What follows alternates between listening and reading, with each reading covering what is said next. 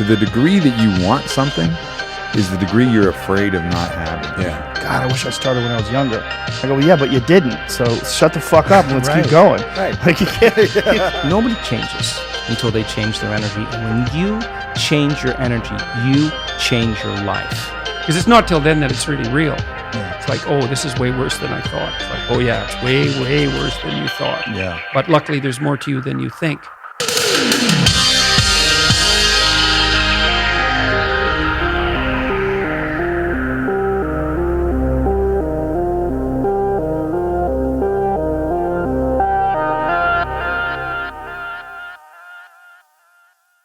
Steven Pressfield, here we are again, 7 years later, doing a podcast together.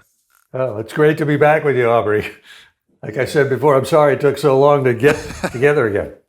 But here we are. There's a saying, the wizard is always on time. And I think in this case, the mentor is always on time. Because that's exactly what you've been for me, really, for the last 10 years of my own journey. I mean, before I started Onnit, there was, your works, The War of Art, and then there was the work, The Warrior Ethos. And both of those had a significant impact. So you published The Warrior Ethos March of 2011, and then Onnit really birthed onto the scene July of 2011. Ah. So it was like right at that time. And I was really desperate. I was desperate to kind of make something of my life. And I knew I had all this potential, but all of the roads that I was going down seemed blocked and I couldn't figure it out and nothing was quite working. And there was this kind of quiet desperation that I had. But the Warrior Ethos really came at the right time because I was like, all right, how does the warrior look at all of these different obstacles? And how does the warrior look at all of these different situations? And what you were able to provide there. Because, at that point, I was so desperate to succeed. It wasn't even resistance that was the acting force. Uh-huh. It was like I would try anything. I would do anything. I would bleed in any way. So the Warrior Ethos was almost more important at that point, just because I needed that framework to say like, all right, I'm just going to get up every day, and just go point myself towards whatever thing I have to do, and I'm going to do it. And that was just such a great. key I moment. had no real idea that it affected you that much. That's great. Yeah. It's funny because, the book wasn't written really so much to hope to do something like that. But anyway, what was it about it, Aubrey? If you don't mind my asking, what? Well, let me read you what I ultimately wrote something that contains a quote from you, and this was something that I wrote about the Warrior Ethos. I wrote, "What is a warrior? A warrior is a way of life, a way of thinking, a way of being. Carlos Castaneda says we choose only once to be warriors or ordinary. We choose only once because choosing to be a warrior alters your fundamental approach to life. While others will view everything as a blessing or a curse, you will see only challenges, and a warrior lives to overcome challenges. Every warrior has a code, an ethos. It is an invisible thread that connects him to all of his warrior brothers and sisters since the beginning of time. Steven Pressfield asks, how do we find our true calling, our soul companions, our destiny? He answers, in this task, our mightiest ally is the Warrior Ethos." Ah, well, that's great, huh? Yeah. You wrote that at that time, huh? Yeah, that was right around at that time, and so I wanted to open this up because you also put out a great video series, which I highly recommend to people just recently. That's talking about warrior archetype and the warrior ethos, and I was very much in that archetype of my being, and perhaps still am to some certain extent, although I feel some transitioning happening, and we'll talk about archetypes too. But you've seen with all of your work, not all of it, but a lot of your work, and of course the Warrior Ethos book, you have this deep affinity for this, understanding of the warrior archetype. And it was incredibly useful for me, but I'd just like to hear, from your perspective, and I know you talked about it a little bit on your video series, where it came from for you, and what it means, and then let's just kind of unpack it a little bit. Well, it's sort of, it really, I've done a few podcasts lately and done a few interviews lately with veterans and guys that are, former Navy SEALs and stuff like that. And they've sort of asked me if this comes from my own experience in the military, and it really does not. It really comes from this. It's really the whole sort of warrior concept, inner warrior, mental warrior, the inner game, the inner war, comes from facing the blank page as a writer and doing the inner challenge that you have to write, not just to write one thing, but to have a body of work, and to maintain a focus over a long period of time, a marathon, not a sprint. And that metaphor, the warrior metaphor, really just resonated with me, that the virtues of a warrior, of patience, of perseverance, of courage, and like what you say a lot on Onnit, the kind of willing embrace of adversity, of willingly choosing the hard life. And so that, for me, it's mental more than anything else. But to be a writer, to be an artist, to be an entrepreneur, to be anybody that has to be self-disciplined, not disciplined from some external source. You need to call on some sort of inner Obi-Wan Kenobi, inner Musashi Miyamoto, something like that. And so those, I think of myself that way. And that's kind of how it evolved. And the other thing, I don't want to start wandering in what we're talking here, but the books that I've written, like Gates of Fire and Tides of War, that were set in the ancient world and that were about warfare, about ancient warfare, came as a complete surprise to me when I started writing them. It wasn't like I wanted to do this since I was 11 years old, or I followed any, I was, playing Assassin's Creed or anything like that. So, in other words, what I'm trying to say, I guess, Aubrey, is that this was in me somehow, even though I didn't know it and I didn't plan it. And it just, like you, I was constantly looking for anything that would work. Please give me something that works, Yes, and, I feel you. Well, I'll take anything, And I'm sure like you, I went down a lot of roads. But Sure, I made it. Before Onnit, I made a men's nail polish company. I mean, I was trying everything. Hey, that doesn't surprise me at all, but yeah. So anyway, that's sort of how it kind of came about for me. Yeah. Embracing that kind of warrior archetype and ethos. It's interesting. In your video series about the warrior, you talk a lot about archetypes and Jungian archetypes. And it seems like for some of us, that warrior archetype is just in us, stronger. And for me, I remember, I was drawn to all the plastic sword. I had the greatest collection of plastic swords for a 5-year-old probably of all time. And I would go fight sand piles, and I would imagine, conquests, and I would write little stories sitting on my grandma's lap about knights saving damsels in distress. And then going through all school, I would study, I actually majored in classical civilization. Why? Mostly because I was interested in the same stories that you're interested in, Plutarch's lives and these different tales and the stories of how the Roman legions would fight and square off against each other and how the different, phalanxes were formed. And I was just so interested in not so much modern warfare. That wasn't the thing that really drew me. And of course, I, read some Richard Marcinko and some, Navy SEAL kind of books and things, but it was really like the older archetype that really kind of called me forward. But there was no battle that really made sense. And this is the interesting thing. Back then in Sparta, there was real war. Like you were going to use your sword, you were going to use your shield, and you were going to use your spear, and you were going to point it at somebody at some point. Sometimes it was the Persians, sometimes it was other Greeks, and it was this clear external challenge. But for the modern warrior, we feel called to that archetype, but we're like, where do we point our spears? What are we going to do? Yeah. And really, ultimately, we end up having to point it towards our art, the inner war. Yes. I mean, it's like that joke on Seinfeld that he had about everybody going to the gym. It's like they're all training, but what are you training for?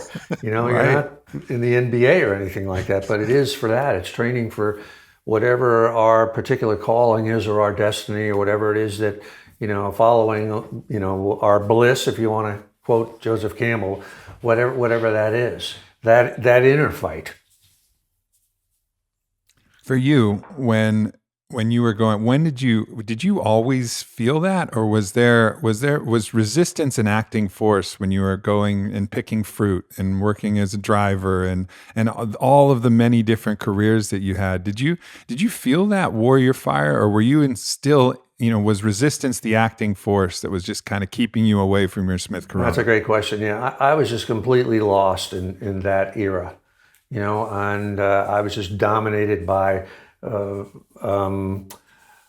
self-doubt and resistance and aversion and fear to doing what I was going to do. I had tried to write a book early, when I was like 23, 24, and completely failed, flamed out at fumbled on the 1 yard line, and I was plunged into a sort of a really terrible state of shame and guilt, and my marriage blew up and I sort of dropped out of life, and in those times when I was doing a bunch of jobs, as you're alluding, I was traveling around the country just doing a lot of blue collar sort of jobs. I was just trying to stay afloat. I wasn't doing any writing at that time. I had sort of given up. I felt like I had a shot. I blew it. I'm lost. I don't know where I am. I'm in that case, I was really desperate in the sense I'm looking for any floating spar that I can, grab onto.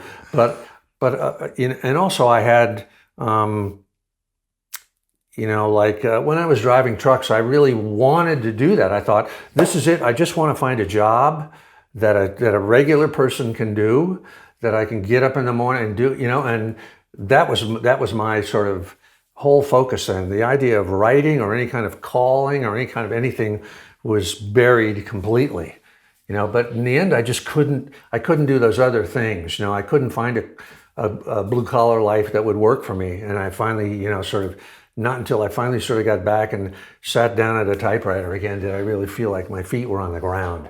Mm. Did you hear the whisper at all then at that point when you're on those long overnight truck drives and it's just no, I was lines. Completely in the that whisper world. was deaf to the whisper. Yeah.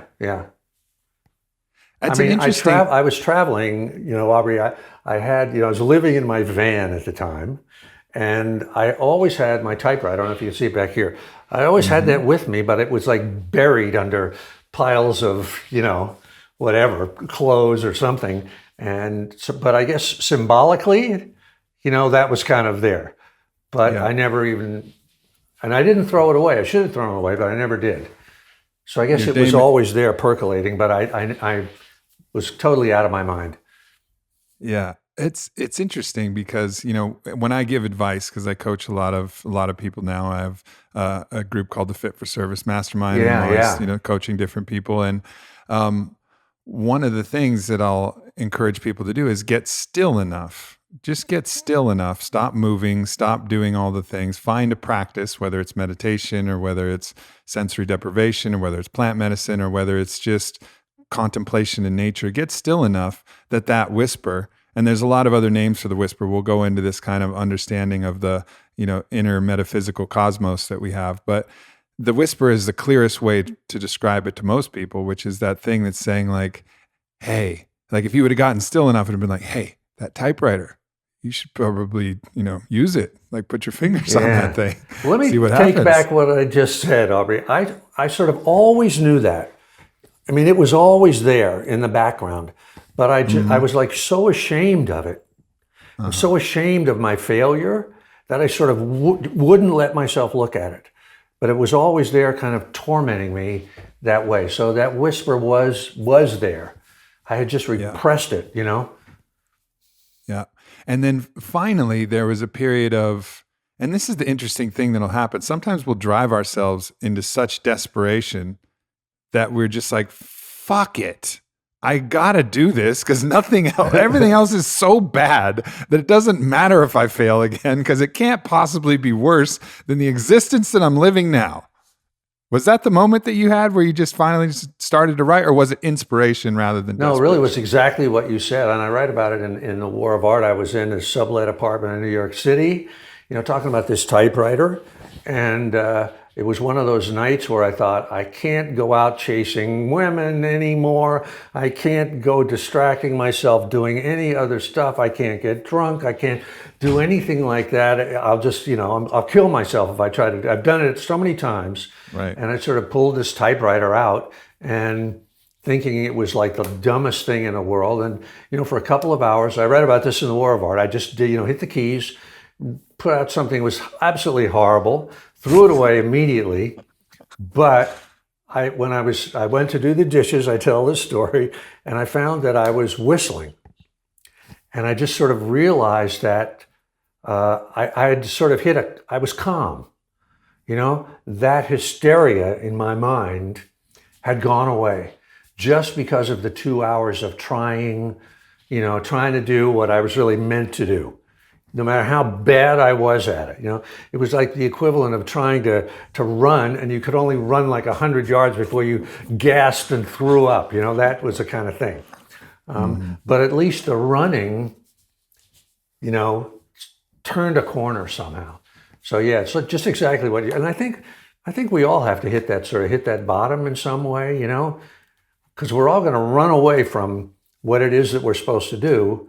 Again and again and again and again until we finally run away so many times that the pain of not facing it becomes greater than the pain of facing it.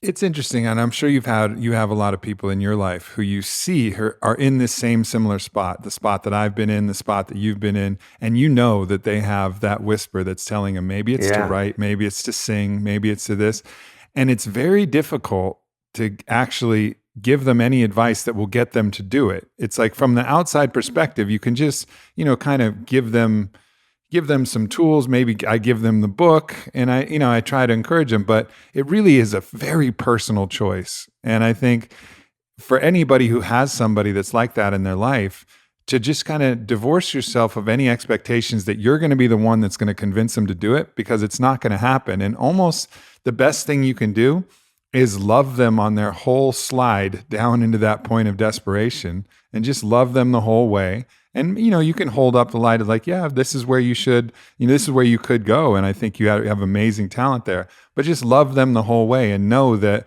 if they're going down into that kind of dark hole, they maybe need that. They maybe need the bounce from the rock bottom. So to just kind of like be there for them without the desperation of trying to change them, which is probably going to make them more ashamed. It's probably the most productive thing you can do for people who you really want to help, kind of face their resistance. Yeah, I agree with you. That it's one of the most painful trying to help somebody in that state, and thankless things. And you're right. The only thing you can do is kind of be loving, be embracing, be unconditionally accepting of whatever it is that you're there for them if you can be. And also because when I see people in that state, I remember how I was in that state, and I don't want to go back to that ever again. It's kind of horrifying, Right. And I'm so grateful that I've somehow turned the corner, and I'm always afraid that corner is going to turn back on me somehow. So, but yeah, you're absolutely right. I couldn't agree more. The only thing you can do is just everybody has to follow their own course, whatever it is. And I don't know why God planned it like that. It seems like a crazy way to, have people live their life. But I guess that's it. It's the hero's journey. It's whatever, we all sort of have to do that. Luke Skywalker has to follow his thing, yeah. And, maybe even the collective, one of the things that I talk about now is all of this challenge that's in the collective. This is in some ways the dark night of the soul for the world. Yeah, you're really right. You're really onto something there. That's so true. And I don't know when we're going to bounce and hit that bottom.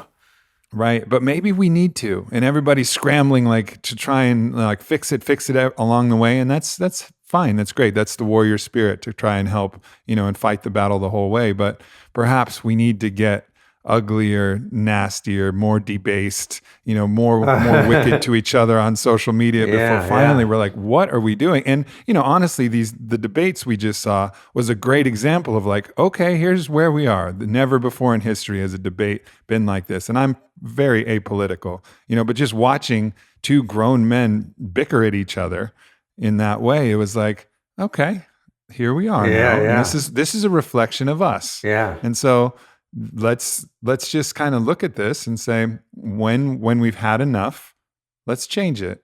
But maybe we haven't had enough yet. So more if you want. Yeah. Like if we want, let's bring it on. Yeah. Let's keep going. But eventually we'll be like, we're done with this. It's back down. Now it's time for the noble virtues. I hope we hit that point at some point. It certainly didn't look like it was very promising the other night. Thank God. Yeah. I agree. But shame at some point has got to kick in collectively. Yeah. It's not there at all. We've sort of moved beyond it, through social media, through, our leaders, it's shame has got to return at some point. Yeah. And holding up that kind of the idea of the virtue, what the warrior ethos really was. Like so many of the great warrior ethos, the Spartan code, the Bushido, the Musar, all of these things, they were codes of living. And even some of the fictional ones. I don't know if you ever read any of Patrick Rothfuss, his books. No, I He haven't. wrote a book called The Wise Man's Fear. And in that, there's this mythical warrior culture, and he creates this construct called the Lethani, which is basically kind of like the Bushido, but it's this fictional. And it's just beautiful. I mean, it's a beautiful rendition of not only how to fight, how to act, but when to fight and when to act. So parts of the Bhagavad Gita, parts of the Tao, parts of the Bushido, parts of the Spartan code, all kind of woven together in fiction. But that operating system to live by, is something that we're really missing, is the ethos itself. And like building that ethos. So when you go, if you were to offer like the ethos, and say like, all right, what is the ethos of virtue that, that people could live by based on everything that you've known from the warrior cultures, knowing the wars that are going to be within and how to treat people in the world, where would you start? Like how would you build this ethos from the ground up? And encourage people to do the same. I've been thinking about this a lot, actually, Aubrey, lately, and in this, the warrior archetype, as I, define it in my own mind, is this not necessarily good thing. It's a real primitive thing that comes from the primitive, in my mind at least, the primitive hunting band, where it's sort of where they have not real virtues, but sort of proto-virtues. And I would equate it to tribal codes, Pashtunwali, or the things that our guys have encountered in Iraq and Afghanistan. But the bottom line, the sort of is, for these codes, is they're really an us versus them code. The virtues, the warrior virtues of courage, of aggressiveness, of loyalty to the tribe, of obedience to elders, of respect, they're all virtues. But in a tribal culture, they are virtues in an us versus them situation. Whereas if you were to, in a tribal situation, if you capture the enemy, you could torture, the hell out of them, right? There's that ethical element, or that inclusive element that expands out to all humanity, is not there. And I think you saw it in the debate. I mean, to me, I'm going to get political here. Trump is in the warrior archetype at the adolescent stage. He's at like the stage of a 14-year-old, where you make fun of handicapped people, you insult women for the way they look, you throw insults where you're just completely in there's no ethical element to that at all. It's simply a warrior win, win, win, win. We'll kill, we'll sacrifice anything just to win. So where the warrior archetype, to me, expands into the warrior ethos is when a moral element enters the picture. It's like the books you were just talking about there, or Bushido, or the Spartan Code, or the other codes of ethics, where, like, particularly, I know you're familiar with, in the Israeli army, the concept of purity of the weapon. Are you aware of that thing where it comes from a biblical verse, and the point of it is, when I put a weapon in your hand, you suddenly have the power over other people. If somebody is your prisoner, somebody has put their hands up and come in, you have the power with that weapon in your hand to do anything to them. And you're not allowed to do that. You have to maintain, the purity of the weapon, which is about, if you're given illegal orders, you have the right to say no to them, and you have the obligation to say no to them. That is one of the most beautiful parts about the Israeli army. If people don't know that, they don't know it. The Israelis get a really bad rap. They encourage, the free thinking of an individual if what their morality is, what they see in their morality goes against what they believe to be right. It's their prerogative and almost obligation to actually go against the orders that are coming in. And that's the only army that I know of that allows the individual to make decisions based on what you said, the purity of the weapon, the purity of their warrior code. Well, I think our guys are sort of given that in a sense of, but maybe it's more lip service than it is, a real code. But in any event, I don't want to judge that because I'm not in the service now and I don't know. But I do think when that moral element, the ethical element that comes in, is really about the treatment of somebody that's outside of the tribe, somebody that's not us, somebody that's them. And what's really going on in our politics now, and why it's become so debased, is that element of self-restraint is now gone. We violated all those norms so many times. I mean, Mitch McConnell, I'm going to get too political here, I know. Mm-hmm. With the stonewalling thing with Merrick Garland and putting, the Neil Gorsuch on the court, whatever it was, that was a thing where he just said, fuck it. I don't give a shit. I don't give a shit if democracy goes down the toilet. The self-restraint, the respect for the other, for them, for somebody that's not in power at the moment is, I don't care about that anymore. All I want to do is win.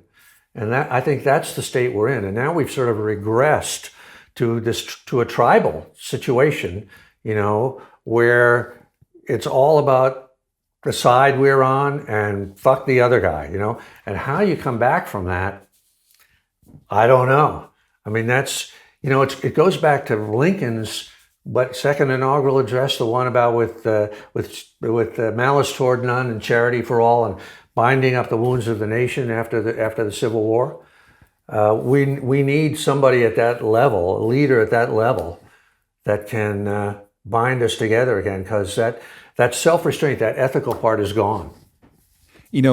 What we have are stories, and the stories are all pointing to the truth. They're all pointing to this virtue that we're discussing. And even the stories that are real stories and stories that are fictional stories, even about our own military, about any military, they follow the same thing, the same purity of the weapon. And we celebrate that. The people celebrate that, but it's not something that we're actually demanding or like holding in high enough regard. It reminds me a little bit of what, because you're absolutely right. Our servicemen, our soldiers, everybody has that internally. It just may not be this kind of overtly discussed thing where it's like, okay, now make sure you do this. It's just something that comes from within, because I think it is part of that noble virtue that is within, part of the archetype. But it reminds me a little bit, like it's almost like we're in, you tell a story, and I'll let you tell this story, but it was about someone who was going to a theater in Greece, and he was trying to take a seat, and nobody would get up. And then there's the difference between Greece and Athens. I don't want to butcher your story, so why don't you tell that story, because I feel like that actually speaks to what we're going through right now. Yeah, I wish I could remember where I read this. It was probably in Plutarch somewhere. But supposedly the ancient Olympic Games, which were held at Olympia, and if you've ever been there, there's a stadium and the whole thing, and you can still go there.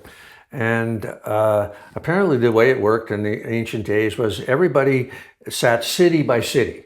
So the Spartans would be all in one place, and the Athenians would be in another, and the Argives would be in another. And on some particularly really hot day, an old man came into the stadium while it was packed, right? And nobody would get up and give him a seat. And he passed through the Athenian section, and nobody stood up at all. And passed through the Argive section, nobody stood up. And now the crowd started jeering him, started making fun of him and yelling at him and hooting and da-da-da. And he went through like 2 more sections, and nobody stood up. And finally, he crossed into the Spartan section, and as soon as his foot hit the floor, every Spartan stood up to offer a seat. And at that point, the stadium burst into cheers. And one observer said, "You see, the Greeks know what is right, but only the Spartans actually do it." But again, that was sort of really respect for elders, which is, that's a great, ethical thing, but it's not big enough to take in what we need now, because it could be just elders in your own tribe. That's true. And I think, but ultimately that idea that I believe we know what's right. Somewhere we know what's right. Right, but we're just not doing it. We're not Spartan enough to do it. We haven't trained ourselves enough with enough discipline, with enough practice, with enough will and enough courage to actually do what we know is right. Yeah. At the same time, we'll just allow our kind of baser nature to just take over, and our desire for comforts, our desire for the petty tribalism, the desire to make everybody else other instead of self, living a different life. Like I think we know it. We just don't have the toughness, the training, the courage, the will, that Spartan will to just do what's right and demand what's right. Thing I think of this, Aubrey, and I know you're a believer in this. When we talk about inclusion and the other, it really needs to go beyond just partisan politics to the earth itself, to the oceans, Agreed. to the air, and to future generations, to what we're leaving to our children, our grandchildren, that they are not the other that we can say, fuck you, we're gonna, but what's happened, and this is really, I have to blame the left for this, if I'm getting political again, is those the calls to virtue are phrased now in such a shitty way, in such a nanny state way, that I don't blame people for being pissed off. When people put out a call for, climate consciousness, that we do need to, evolve beyond fossil fuels and all that sort of stuff. But the way it's presented oftentimes is in such a kind of a shaming way, such a scolding sort of way, that I don't blame people for saying, hey, I've got my big pickup truck and you're not going to take it away from me. So we got to find a language that both sides can relate to. It's why I'm sure people hated Lincoln in the South, no matter how great we might think he is looking back. But it seems to me that he was a great poet, he was able to put things into words. We need a new language that can somehow unite people. I think we need some great leader, something. I agree. And I think we need many great leaders and many great stories. And what you're saying, I think, is right, because part of what's happening with this whole climate change is this idea that humans are a virus, humans are a disease to the earth, and if we were just gone, everything would be great. But to accept that, you have to have a lot of self-hatred of human beings and hatred of the collective self of human beings, which then doesn't help anything at all. True. Because, so I think that's exactly what you're pointing to. It's like, we are the earth. We're literally made up of the earth. We eat little bits of earth and drink the water of the earth and breathe the air of the earth, so that actually we grow and our cells turn over. We're inexorable from the earth. We are a part of it. And as shepherds of this planet, as part of it, we can do more for ourself. We're just healing our collective self. And it's that message of oneness, which is at the base of every spiritual tradition.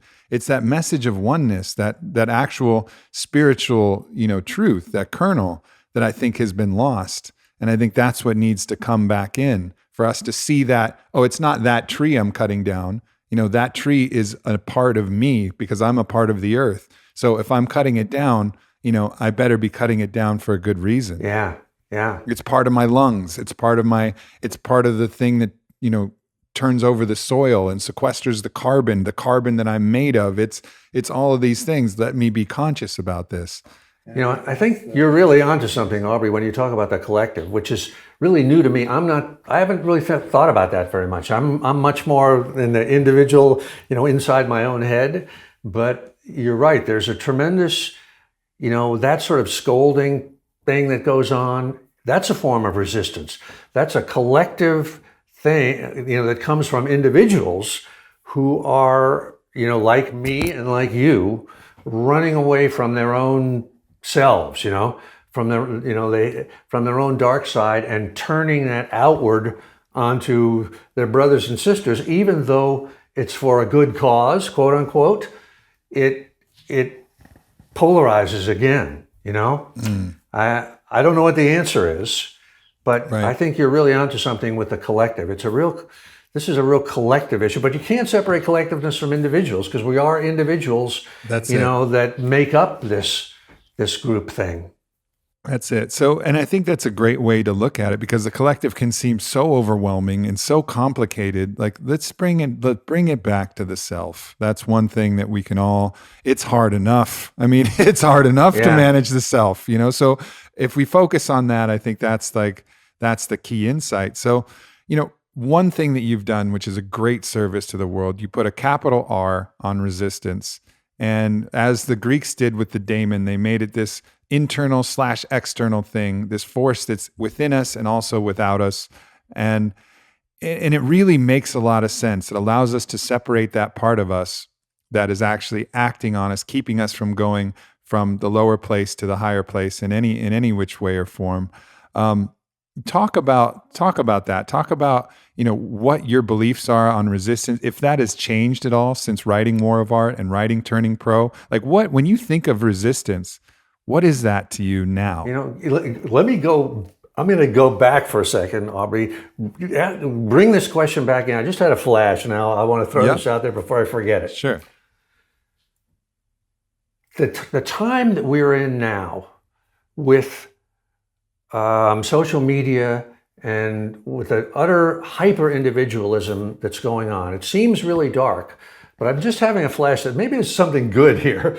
I'm thinking that, everybody today practically has to have a brand, right? You have to we're all sort of coming down to, who am I? What is my calling? How do I get there? And then once I'm there, how do I focus my brand, right? How do I find myself as a single drop in this ocean?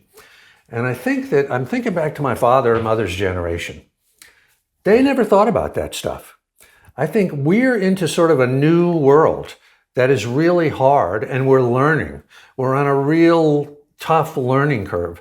My mom and dad and their generation, they would, you would go to work for IBM, you would go to work for the post office, you would go to work for the State Department. That would be your career the whole time through, right?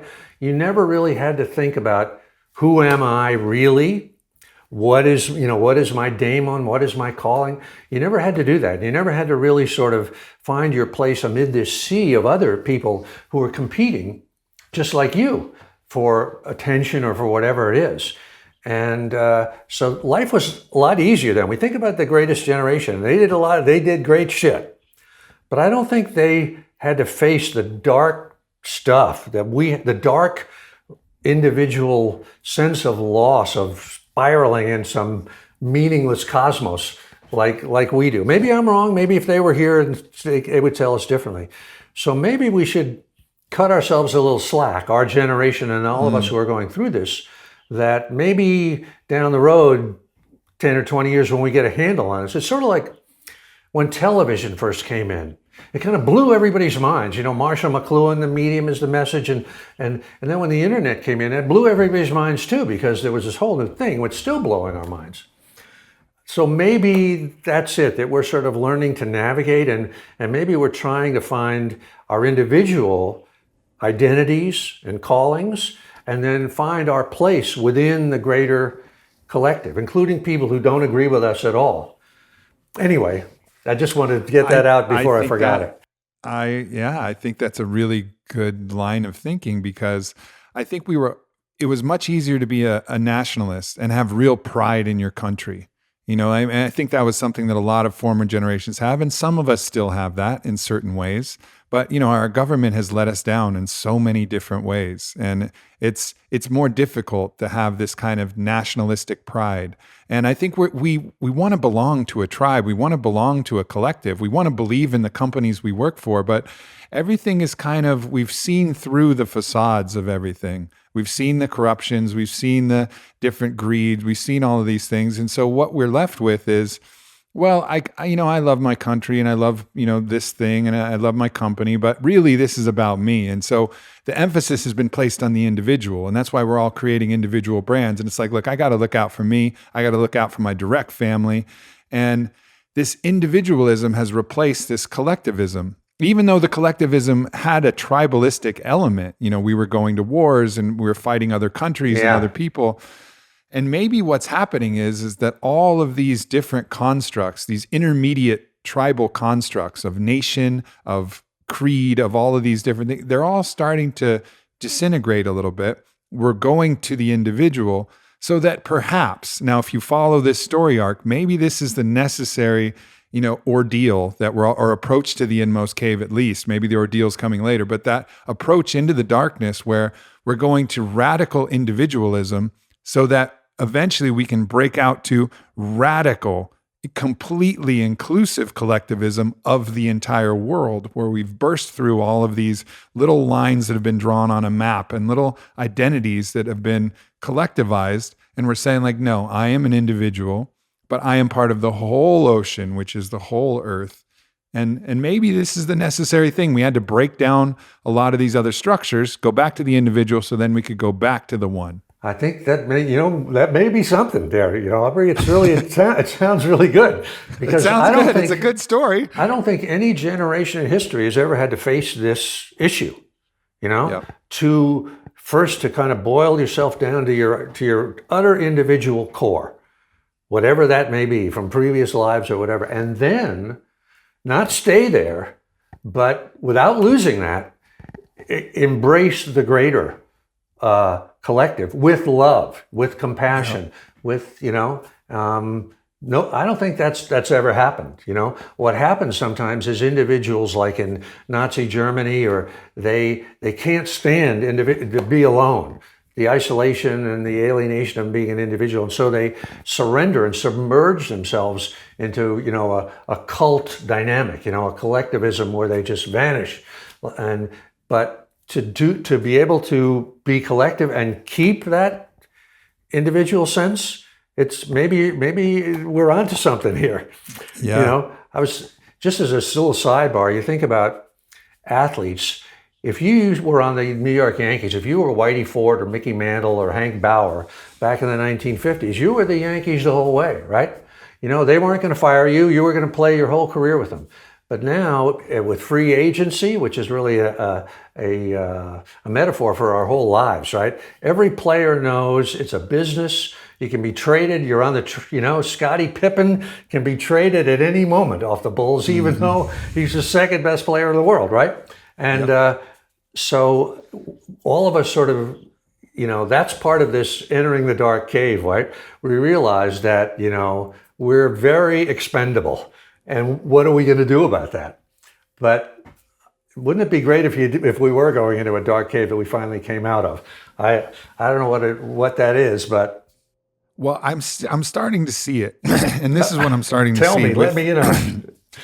There's people who believe this same thing that we're talking about, that it is that we are a drop in the ocean, as Rumi says, we are a drop in the ocean as well as the ocean in a drop. Right. So we understand our individual nature, and also that we are also everything at the same time. Yeah. And then bands of these people of that same sentiment, of that same spirit, are coming together and joining. And that's, this fellowship, the Fit for Service Fellowship. I'm seeing this happen in real time. I take my hat off to you for doing that. It's great. Thank you. It's been beautiful. I mean, we're going through rites of passage together. We're going through challenging things. We're opening up. We're being radically vulnerable. Tears and all the different things that come, celebrations. everything that you would go through if you're trying to build this kind of union. But it's starting to form where it's all a bunch of individuals, but we're not bound by any other idea other than oneness, other than a reverence for the mystery of all. Yeah. And that, I think, is starting to happen. So this new team, and this is the team of one, it's starting to form. It's starting to happen. Like the union between the individuals that are forming this new tribe, which is the only the one tribe. There is no other tribe in this tribe. It's the tribe of human and earth in synergy. Yeah. I think it's starting to form.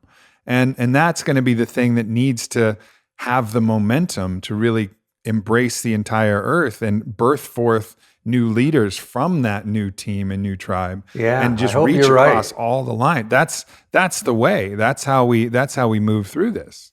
Yeah, I hope you're right, and I take my hat off to you for what you're doing in that case. I'll tell you a little story. Go ahead. No, you go ahead. It's a small group that I'm doing, but it's an idea. It's like a model. It's like a proof of concept of what could be, and that's what's encouraging. And hopefully, I know that I'm not the only one. But I do believe that's the path forward.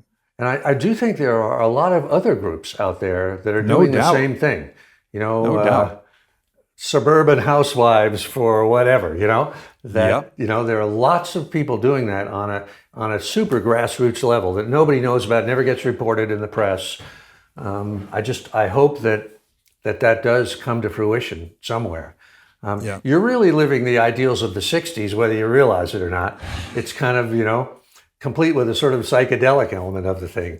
And that's a great thing. Yeah. It's that, but the difference is that in the 60s there was still resistance rather than radical inclusion. It was like, government, all of these other aspects, and there was this kind of dropout resistance kind of idea. And I think the new Renaissance is like, yeah, all right, this is tough. It's tough to have love for the challenging aspects of our life. But we have examples of the spiritual leaders that many of us really look up to, like Ram Dass, for example. Ram Dass, who had his guru on his mantle that he would go when he would go worship, and he had a picture of Donald Trump on his mantle. Oh, I didn't know and that. He had a picture of Donald Trump because that was the hardest person for him to have radical love and compassion for. That's great. That's great. So, and it's this other idea of like, yeah, whatever you think, that's okay, but you got to love them too, because they're part of the same team. There's only one team. There's not two teams. There's one team. So you got to love everybody. And that's part of us too. That's part of us too. Exactly. Yeah. Exactly. Well, let's zoom back into the personal, because as we go through this journey, if we're talking about this massive collective hero's journey that we're all on, we're also on these individual heroes journey, individual artists journey too. And I want to talk about the difference of both. But in our own hero's journey, this force of resistance, this thing you gave a capital R and offered as, all right, this is the thing that's acting against you, the thing that you're going to be pushing up against.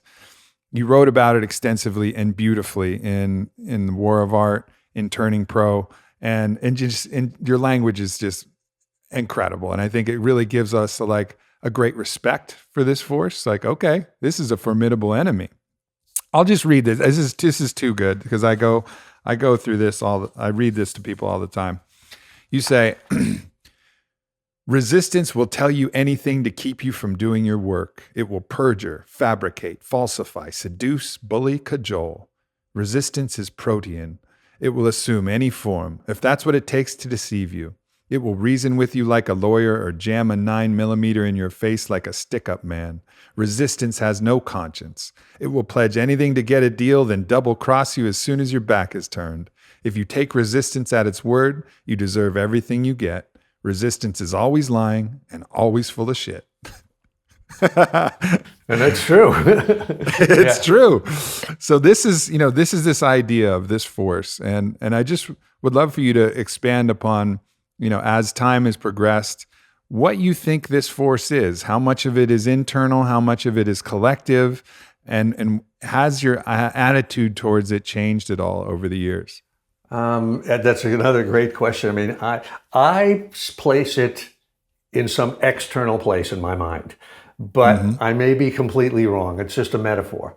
But you know, my Rabbi Mordecai Finley, explained this to me, and this is, I think, might be in Turning Pro, that he said that in Jewish mysticism, we're on this level here, the material plane, and above us is the higher plane, the soul, the neshama, and that the soul is reaching down to us in a good way, trying to pull us up to reach our higher self. And we, on the lower plane, are reaching up to the soul, which would be the equivalent of prayer, or if it's you and me sitting down to write, it's us sort of saying, give me an idea, please, you're trying to reach that. And in between these two is this force that they call the Yetzer Hara. And the Rabbi Finley translate this as a turning toward evil. But he said to me, that's what you call resistance. So that's the first philosophy that I've ever heard where anybody actually talked about that. And so I don't know whether this middle force is in here or out there, but I know it's absolutely real. And like that passage that you read, nothing in the ensuing years for me has lessened my respect for that force at all. I mean, it never goes away. It never lessens. It's when you think about it, I say to myself, why is that there? Why is that even part of the world? Why would God, if he was designing the world, put this negative force? But there is evil, and life would really have no meaning if we didn't have to. You say, choose your struggle, right? You and Joe Rogan, choose your struggle. And the reason that's so pertinent is because there is a fucking struggle. It's baked into the cake, As soon as we pop out of our mother's womb, it's right there, And so the only way that I've found, and I guess you feel the same way, is to embrace it, to accept it. And it comes back to our whole kind of warrior concept that if it's a struggle, you got to fight it somehow. We're in a fight. We're in a war. There's no doubt about it. Yeah. So I don't know if resistance is out there or in here, but it really doesn't matter because it's for real, but it's also self-created. It's not like we're having to fight something like a saber-toothed tiger or something like that. If we can just burst its bubble, then we can do our thing. We can do our work. So it's not really real, but it's real. Mm-hmm. One of the things that's helped me, and I'd love to talk about some individual cases where resistance has been particularly insidious and hidden from us, but one of the things that's really helped me, and it's a very Stoic philosophy, is to understand that resistance is the grindstone for our sword, the sword of our soul. Like without it, we would not be able to sharpen it. We would not, it's the gravity in the weight room. Like have fun lifting kettlebells if there's no gravity. Kettlebells on the moon are useless. They don't do anything. They will not make you stronger. No, right? I like that, Aubrey. I haven't even thought about that. It's a great way of looking at it. So it is an ally in a weird way. It's the thing that allows us to grow stronger because we need to push against something. We need to break down muscle to adapt and grow stronger. So there's a deep respect at the lower level, but don't get it confused for being something that's going to help you. It will try to fuck you up. Right? So it's like, I respect you and I thank you for being there because you're honing the sword of my soul, but you are a true badass villain, and I think for me, and I'd love to hear this, I've found all of these crazy insidious ways where resistance was acting that I didn't know it was acting. And one of the ways is, I was subsequently, in the time since we've talked, I was able to write two different at first I thought I was writing this book. It was called Go For Your Win. It was my first book, but nobody wanted to publish it. It wasn't really like a book. I kind of modeled it after one of your books, like War of Art or something. It was all individual, 120 chapters, broken down into sections. It was cool and it was really good. And I turned it into an online course. experienced a lot of resistance. Then eventually wrote a real book, Own the Day, which was an incredible success. And I feel really blessed. Was deep in resistance, and have been battling resistance in all of my artistic endeavors since, so the Warrior Code and my desperation got me through Onnit. But the writing and all of these things that I didn't have to do because I wasn't desperate anymore, but I felt called to, that's when resistance has been acting the most. And what I've noticed is it will literally do anything to keep you from your work. So I have some dietary sensitivities. If I eat bad, I get a lot of inflammation, then I get really tired, and I almost feel sick if I don't eat really clean. But when I was going to start writing, and also when everything happened in the collective, and I felt really called to stand forward, and then there was the fear that I wouldn't be good enough, the fear that I would fail, the fear that it wouldn't be enough. I would find myself eating a bunch of shitty food. And then I would feel really sick. And then I wouldn't be able to write. Right? Yeah. And then eventually I realized, like, why do I keep eating this food? Like, I don't care that much about food. And I was like, oh, this is resistance. It's resistance acting through my subconscious, having me reach to that fried food so that I eat the fried food. And then I'm so like tired the next day that I don't write a single fucking thing. And I was like, aha. Hello, resistance. I see you working in your sneaky ways. And even though I think like, oh yeah, I'm just going to have this, bloomin' onion from fucking Outback Steakhouse or something, that was resistance for me, acting in that way. And when you see it like that and say, okay, resistance, like I see you, and now I'm not going to abide by that, but I still battle with it. It's so strong and so potent that it'll still steer me in these directions to keep me from doing my work. Yeah, and once you've seen through it one way with the bloomin' onion, immediately it's coming up with another thing, that's going to be sneaking you behind you. I mean, one of the things that happens with me is I'll hurt myself. I'll get some kind of injury. I'll drop a dumbbell on my foot, and that kind of thing. And then I have an excuse that I can't really do this, I can't really do that. But yeah, it is absolutely insidious, and you can never, in my estimation, never underestimate it. Never think like, oh, I got these guys. It's like Putin. They're doing. God only knows what's crap they're doing right now. They never rest, and resistance never rests. Yeah, I always think of whenever I think of Putin, I just think of that picture of him riding a horse with his shirt off and a gun. Yeah. I'm thinking of him with the internet research thing or whatever it was, the trolls, whatever he's doing, he's doing. It's something to always be, I think respecting your adversary is a key lesson for every MMA fighter, every champion that I've ever talked to. Like the moment they don't respect their adversary, the moment they make their opponent a Buster Douglas, you're going to get knocked out. Yeah. Let me ask you something, Aubrey. What was the difference for you working to establish Onnit or working on your writing? It seems like you're saying there was two whole different dynamics going on. Can you talk about that for a second? Yeah.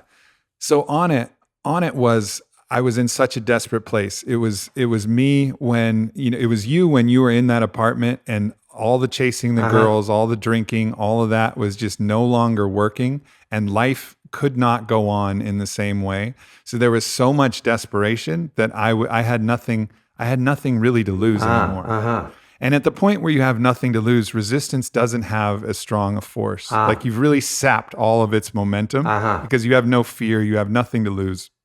So when I went out with Onnit, I was like, I'm going all the way in. And if I die, I die. I'm already fucking dead. It doesn't matter, And that was that initial thing. And that's where the warrior archetype was. Like, I'm going to go out on my shield. I'm going to go with my shield or go home on it. Like literally go home on it. Like either way, it's going to be on it, And that was the difference. But with the writing and with that other work, it was not absolutely necessary for me to survive, to live my life.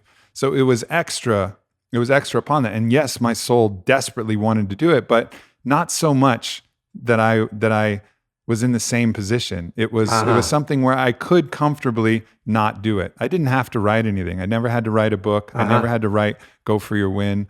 I didn't have to do a podcast. I didn't have to do this extra stuff because I'd created Onnit, and that was enough to give me, safety, security, a purpose in life.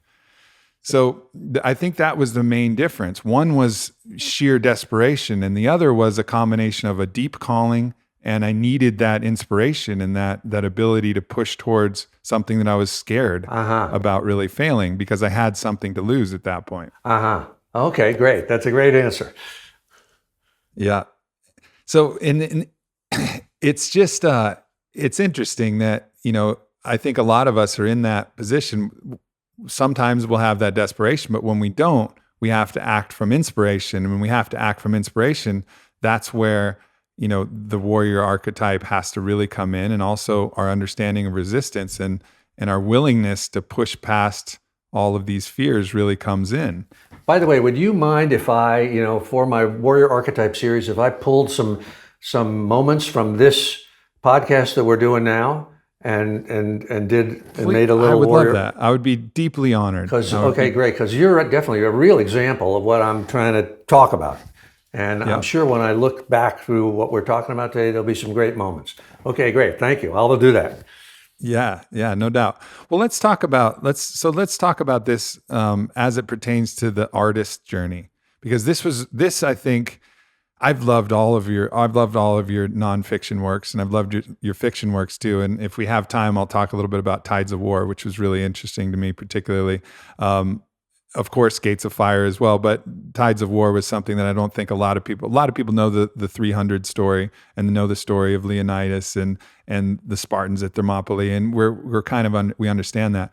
But as far as your nonfiction works, the artist journey, I thought was like, oh wow, this was really expanding my understanding, because you posit that the artist journey happens after the hero's journey. It's a secondary journey that happens. And this is really what we're talking about. Onnit was the culmination of a hero's journey where I was so desperate. I was willing to go into the dark. I was willing to face anything, and it didn't matter. And I was going to show up as my warrior self and actually make this thing happen no matter what. And I kind of completed that. But the next step, the artist journey, that's where resistance really, really kicked in and started kicking my ass. And I've had to battle with it, and I still battle with it all the time in my own artist journey, like bringing my art forward into the world. So talk about how you kind of understood that there's the hero's journey, and then there's the artist journey that follows after that. I've just been thinking about this for a long time, and we're all familiar from Joseph Campbell with the concept of the hero's journey. And you go out and you face the dragons, and then there's the return home, and you return with a gift for the people, quote unquote. But I started to wonder, well, what comes after that? Once Odysseus is home, what comes after that? And for me, looking at my own life, I can really divide my life absolutely in half. Like we were talking earlier, or touching on earlier, about the period of my life when I was driving trucks and picking fruit and working on oil rigs and all that sort of stuff. And that was kind of my hero's journey, where resistance dominated everything for me. And so much so that I couldn't do anything. It was just like you coming up to the moment of Onnit, And at the end of it, I kind of hit a point where I found my calling. I said, I'm a writer. I don't give a shit. I'm not, I don't care what's going to happen. I can't do anything else. I'll kill myself if I do something. I'm going to do it, whatever happens, So then things change. Now you've kind of found what you were meant to do. You've been lost. You've been wandering. You didn't know what you were put on this earth for. Now you've kind of found it. So things change. Now the question becomes, what the fuck are you going to do about it? How are you going to structure your day? How are you going to structure your month, your year? How are you going to make money? How are you going to support your family? How are you going to conduct yourself when the shit hits the fan? And that becomes a whole different journey. It's no longer the hero's journey. It's the artist's journey. It's like, I always envy somebody like Bob Dylan or Neil Young that hit their artist journey when they were like 19 years old, and maybe they had some crazy hero's journey in Hibbing, Minnesota, I don't know what. But at that point, they knew what they wanted to do. They knew they were musicians. They knew they were artists. They knew what they were going to. And now all they had to figure out was how I'm going to do that. If I'm Neil Young, where am I going to get Crazy Horse? Or am I going to be with Crosby, Stills, and Nash? What am I going to do? And that's the journey that you're on now. And that's a journey that I've been on for a long time. And one other sort of thing for our people who are listening to this, for me, there wasn't one moment. It wasn't where it just sort of turned the corner and all of a sudden I was on a different thing. It really was like 20 years. There was a kind of that moment I talked about in my sublet apartment where I said, okay, now I'm a writer. I'm going to be a writer. I don't give a shit. But then it took another 20 years of struggling and many other kind of moments like that, artist journey moments, before I kind of finally reached the stage where I really was writing from my own heart and really writing from my own words. I was a screenwriter for about 10 years, and basically I was writing, I was working, I was in my field, I was doing what I wanted to do, but I was writing a Western and a science fiction, and it wasn't really me. But in any event, the artist journey is when you turn pro, and when you kind of ask yourself, in a real realistic sense, how the fuck am I going to do this? How am I going to make this work? And and again, the warrior ethos and the warrior archetype really comes in there. I think you have to call on all those virtues, and probably the number one virtue is patience. Just like a hunter will wait outside the burrow of his prey and a lion will just sit there all day waiting for that, other animal to make a move. But in any event, those virtues need to be applied at this point when you're on the artist journey. And the reason I wrote the book is I wanted to give people a sense who are lost, that maybe you might say to yourself, oh shit, I'm just coming out of my hero, that's what it is. Or I've just turned the corner, now I'm on my artist journey, and get a sense of where you are, like a roadmap. Like, I'm really not crazy to be thinking about a home office or moving to Montana, or I'm going to work 3 jobs, but then I'm going to carve out an hour to do my real stuff. That's artist journey stuff. It's I love some of the things that you talk about in there, and I want to talk about the metaphysical kind of cosmos that you created, because I think that's really important. But what you're saying is that we all have art that we're creating, and the art that we're creating is serving the capital S self. It's an expression of the capital S self, the unborn, the undying aspect of ourself that extends beyond and the collective, the small and self, our brothers and the collective. Sisters. Yeah, right. And we all have art, and that's the thing. Like, sometimes we reduce art to certain literary works or paintings or things like that, but our art can be expressed in any infinite amount of ways. It's our gift. It's our gift to the world, our gift to the people, our gift to the collective, the expression of our capital S self. And we all have that. So there's nobody who's outside. Well, I'm not an artist, so I'm never going to be on the artist journey. Not true. You are an artist, and that's something that the Toltecs talk about. Actually, the word Toltec means, the artist. It means I didn't know means that. the one who's creating the art in their life, the Nagua, the one who's has the paintbrush in their hand and is painting the masterpiece of their own life. And we're all doing that in a certain way. But to really understand that, let's talk about all of these different aspects. We've covered resistance, and I think a lot of people understand, the small self, the ego, the personality that wants to succeed and wants to have a name and wants to, carve out their reputation and receive the pleasures of life. And then there's that, what you call the capital S self. And there's a lot of words that you use soul, neshama, muse, capital S self, the still small voice inside, which might come from Ram Dass. I actually don't know where that comes from. I'm not sure either. The Bible, maybe. I don't know. Maybe the Bible, maybe even deeper. Yeah, deeper in that. So what to you, when you think about this, if we're going for them, okay, we got the small self, the ego self, and then the capital S self. What is the capital S self? What is this to you? And all of these words that you've kind of used, which are all great ways to describe it. What is the essence of that thing? To me, I use it in the Jungian sense.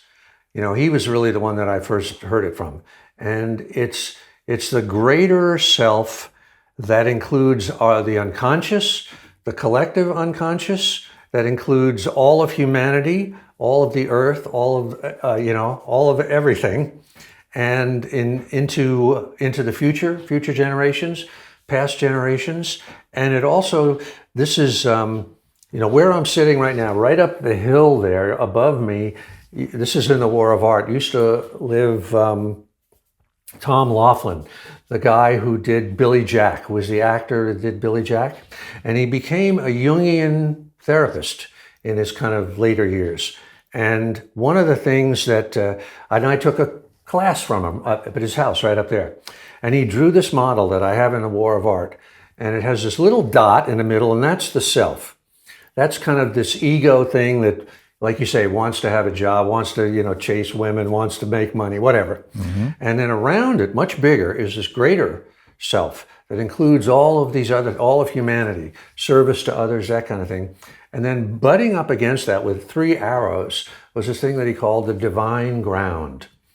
And I don't think, maybe that's from Jung, it might be from other scholars, but the gist of it is that we're really talking about God. We're talking about a divine dimension, something beyond the human. And when a writer or an artist talks about the muse, the goddesses that live on Mount Olympus and that inspire us, that's kind of what we're talking about. And the artist's journey, to me, is opening up the channels to that divine ground, and writers know it and athletes know it. A triathlete, I'm sure, hits a point, beyond exhaustion when everything kicks in and you can just run forever, right? Mm. Or a writer, you'll hit a point where you just wrote 4 pages, you don't even remember writing them, right? And and they're great. When you look at them, you go, holy shit, did I do that? And yeah, obviously you didn't do it. It comes from this other dimension.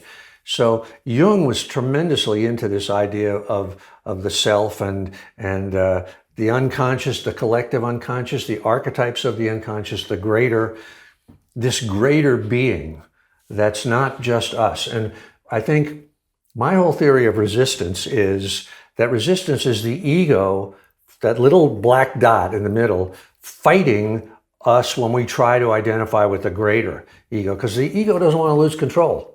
It's that little shitty guy up at the conning tower of the giant super tanker. He's got the wheel and, hey, I'm in control of this thing, And that's my theory of it. But in any event, in many ways, I think our whole life purpose is to get to that bigger self, to identify with that bigger self. And it probably has something to do with the collective. Now that I'm starting to think about that, thanks to you, the greater self includes everybody. Yeah, the greater self, in my own understanding, it abides in the oneness. It abides in what Ram Dass again would call soul land. It abides in that place where it doesn't see the separation. So it abides in the higher ground. It abides in the divine ground, in the collective that we're talking about. And that's a great word, abide. I really like that. It's great.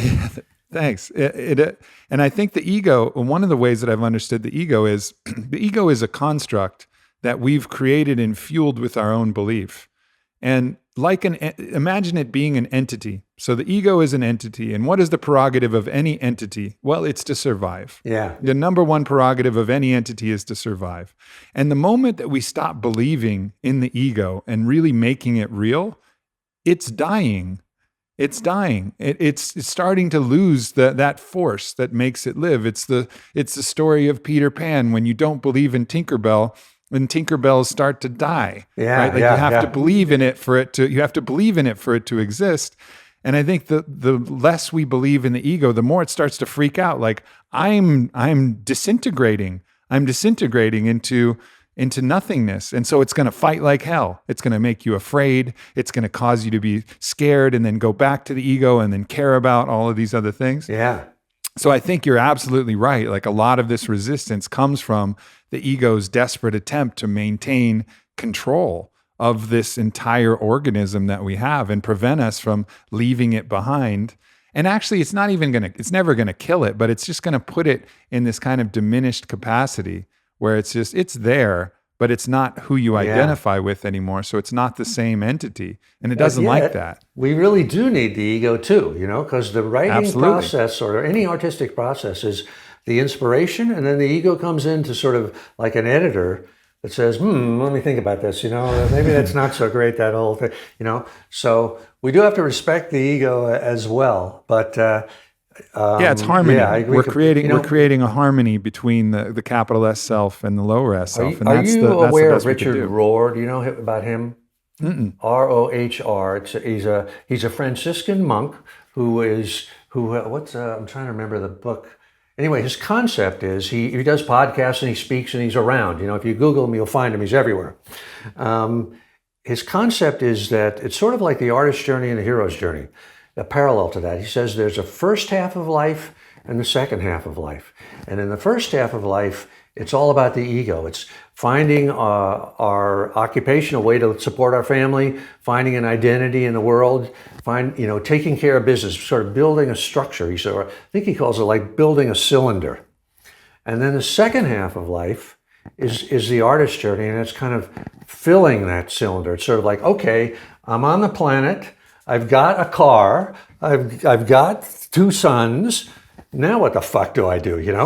Why am I here? And that becomes, I'd say, a parallel from the small self to the big self. And that's when more of the collective comes in, and the idea of serving or of helping or mentoring or encouraging others who are on the same journey you were on. So he's really good, Richard Rohr. I'm blanking on his great book, but anyway, I highly recommend him. And that is an absolute part of it. When you've gone through and you've found mentors, like, you were a mentor for me and still are in that way. And so, but also, and you're a mentor to me. Oh, thank you, brother. But ultimately, part of the journey is when you've gone through it, then you become the mentor to others, and this is the cycle. Right. Which is a continuation of your journey.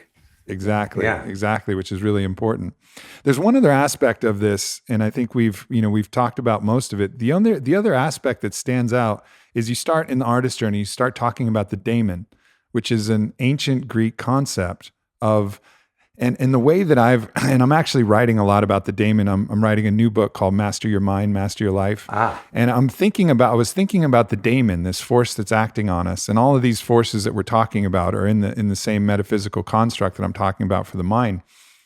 The daemon to me is an interesting thing because it's a part of us, but it's also not a part of us. And you write some great words about the daemon, some very inspired words that feel like you weren't there when you wrote it. So you're absolutely right. Yeah. When you wrote the 9 laws of the daemon, and talked about it. I think there are a lot of other laws I didn't mention. Yeah, it's immortal, divine, inhuman, monstrous, creative, closer to you than anything not you. Ignore it and it will kill you, and it contains the meaning of your life. And we were reading that and we were like, whoa, like that really is this thing. And it's different, it's distinct in some ways from our soul, because it's somewhere between, it's the bridge in some way. It's the bridge between our soul, our neshama, and also the small self, the ego. And somehow the only way that I wonder if this resonates with you, the way that I could understand it is to make it our capital P potential, right? So like resistance is capital R resistance, that's force. Our capital P potential is always pulling us to what is possible for us in any given moment. Like in any given moment, what is our potential as an ego and as the self? What could we possibly do? And the daemon's like, this is what you could do. And you should go do it. And it's always like pulling us towards that. Is that in some way how you understand the daemon? How would you explain it beyond that? That's great. I confess it's a mystery to me. I really wish I could speak to some wise Obi-Wan Kenobi what this is all about. I mean, I have a darker view of the daemon than you do. I sort of think it's like if we had an acorn. In that acorn is the potential to be a giant oak, and I think the daemon is that force, and this is why I say it's a monstrous force. that force to do that, and there's no ethical element to the daemon, I don't think.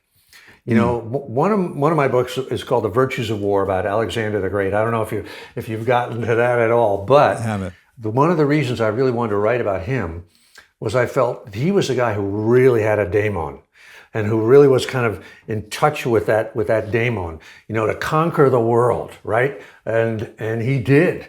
And along the way, and I have him sort of talk about this in the book, where he talks about there's Alexander and then there's Alexander. And that I'm getting a chill even as I'm saying this right now, that he sort of felt when he was in battles or when he was, you know, moving aggressively toward whatever it was after, that he was being driven by this other force, and that this other force would take him over. And if he were to speak to the troops, to rally them, that his daemon would come forward, and afterwards he would wonder, where did that come from, you know? And in the end, I think his daemon kind of drove him crazy. And because it's, again, and I don't really understand this, it's us, it's more us than anything, but it's not us. It's something else. I know I'm not adding any illumination here, but it's certainly a really, really powerful force. I'll tell you one short story that I've told before that may, for our viewers here, that may illuminate this a little bit. I have a friend named Yannis Melissanidis, who's a Greek, and he won the gold medal in the floor exercise gymnastics at the '96 Atlanta Games. And when he was 8 years old, he saw gymnastics for the first time on TV. And he went to his mother and dad immediately, said, "That's what I want to do. Please let me, sign me up." And his family are all doctors. His mom is a doctor, his dad is a doctor, blah, blah. They said, "No fucking way, you're not going to this stupid thing, you're going to be a doctor." So he went on a hunger strike. And he did like 4 days without food. And finally, his parents, caved. But they said to him, "Okay, we'll enroll you in gymnastics, but you also have to be a doctor." And he said, "Okay, I'll do it. And he did become a doctor, and he won the gold medal. But that was the daemon. When the daemon saw the gymnastics, it said, "This is you, this is what you have to do." And I think a lot of us have those moments, You certainly hear stories about actors. "I went to a Broadway show, I was 4 years old, Keanu Reeves, all of a sudden, this is what I want to do, That's the daemon that knows us better than we know ourselves, and can drive us through everything. But it's not ethical. I don't think it is. I think it will, like Picasso was a terrible person to the women in his life. Anyway, that's all I know, Aubrey. I don't know anymore. And as I was thinking about this, I had something that kind of struck me that felt like one of those moments like, oh, and it was understanding that if the daemon is our potential, it's the blueprint within us in an acorn that says this is an oak tree, but not just in any oak tree. It depends on where that acorn is in the soil, what the environment is. It's going to grow to the utmost capability that it has. An oak tree has no internal resistance. It doesn't have a mind. So it is just going to live according to its daemon perfectly, right? But we have all different kinds of options. But to me, the daemon is our potential, our capital P potential, what we could possibly become, but it's assessing an infinite number of different qualities, an infinite number of different calculations pertaining to what's happening in the world. So for your friend, your Greek friend, somehow his daemon knew, oh, I have the genetics and I have the muscle structure, the bone structure, everything that I could be a gymnast. And I saw that and that's the thing that's really important. And so that is the way. And it just kind of calculated that. But it shifts. And I think the daemon, because I think it's constantly calculating, like if he didn't see gymnastics at that point and he was 15 by the time he saw it, gymnastics wouldn't have been an option. He had to train at that young age because you can't start gymnastics at 15. True. It's just not possible.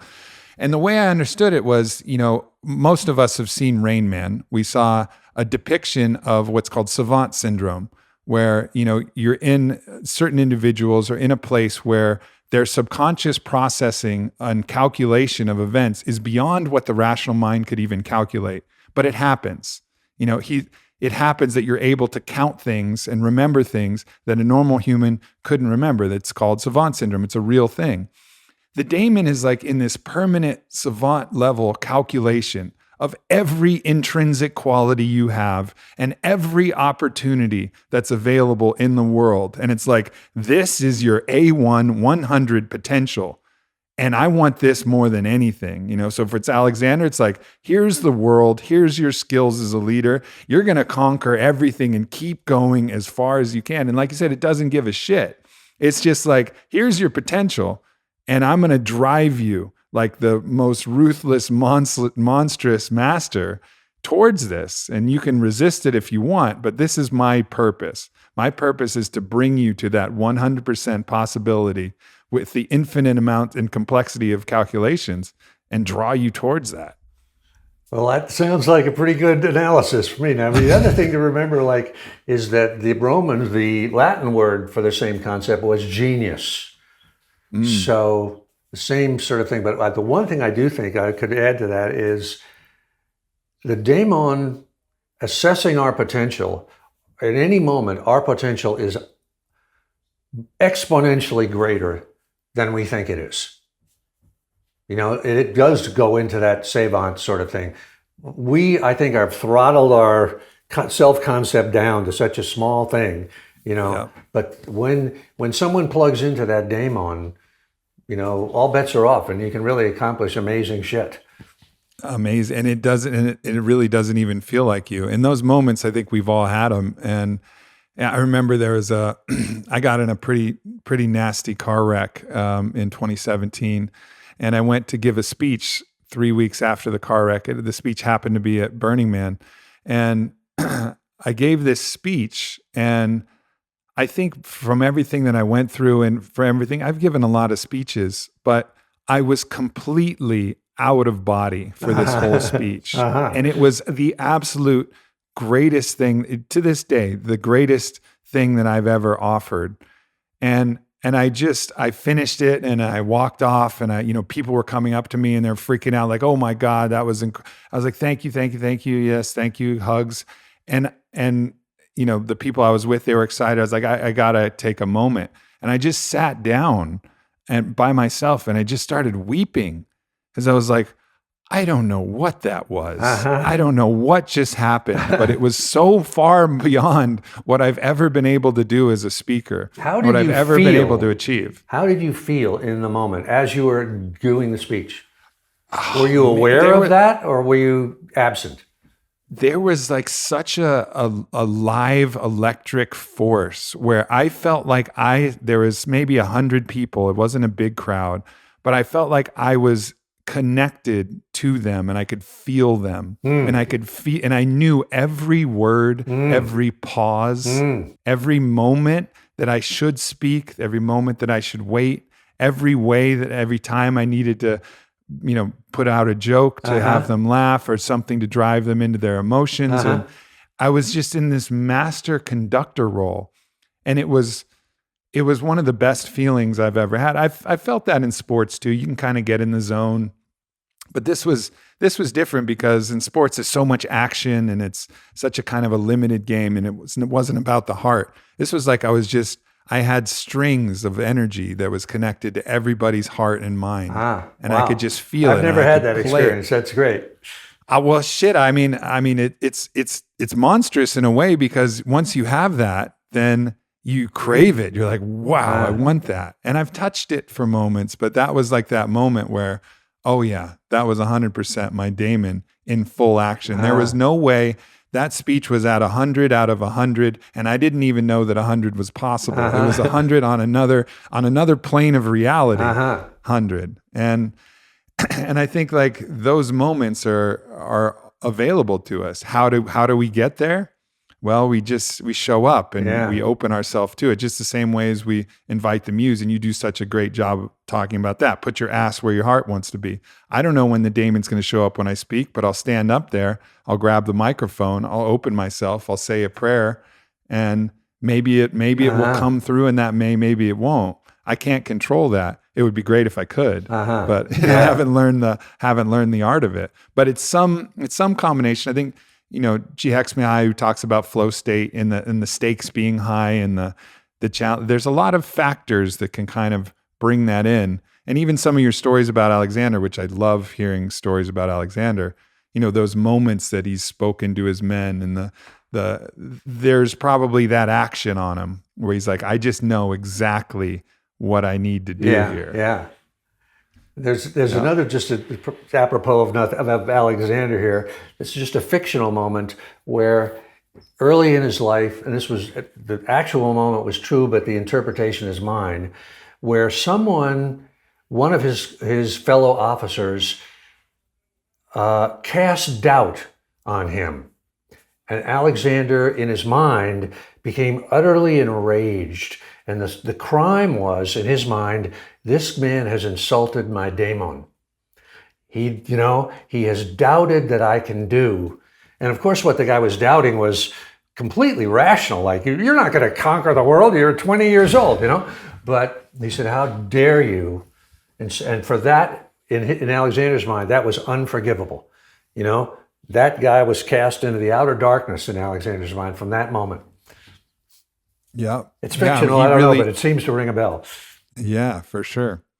Well, let's take a moment to talk about, as we're winding this down, let's take a moment to talk about building some of the virtues and some of the lessons that, perhaps you've learned in some of the historical examples, because one of the things that I endeavored to do when I wrote Go For Your Win is talk about some of these skills that we need to develop. And so many of the historical examples and maybe stories from your own life of these different qualities. So I'll just talk about some of the qualities.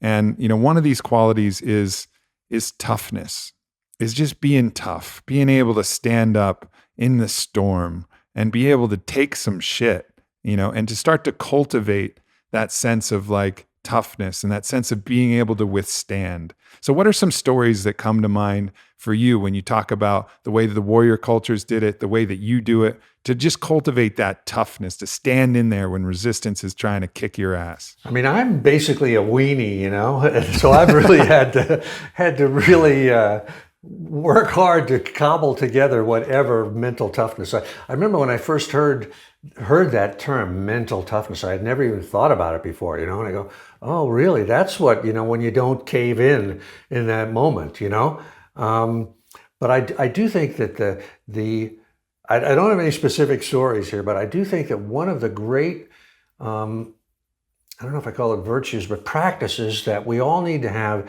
is self-reinforcement.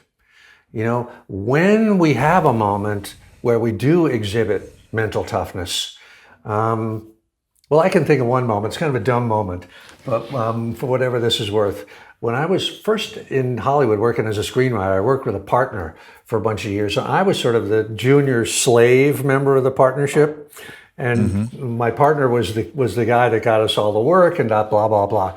And we had a divorce. And there was a moment when I remember I was on the phone with him. I was in my kitchen.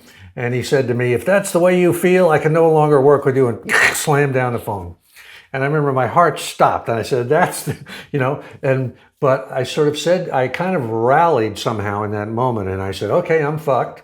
I'm not going to get a job without, my partner. And I just said to myself, I can still write on my own. I've got enough money to last a year. I can write 2 screenplays in a year. And if I can't make it in that year, then I go back. I work at a gas station in Pleasantville, New York.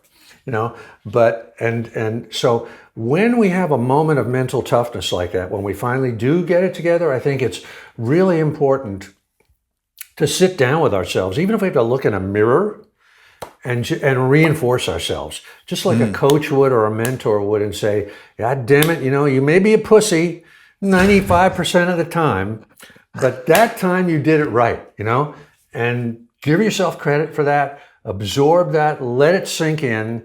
But I think it is, over time, a real process of self-coaching and self-reinforcement on almost all of these virtues, but certainly on mental toughness. At least for me, I'm not naturally mentally tough, but I've made myself into it because it's so bad going the other way.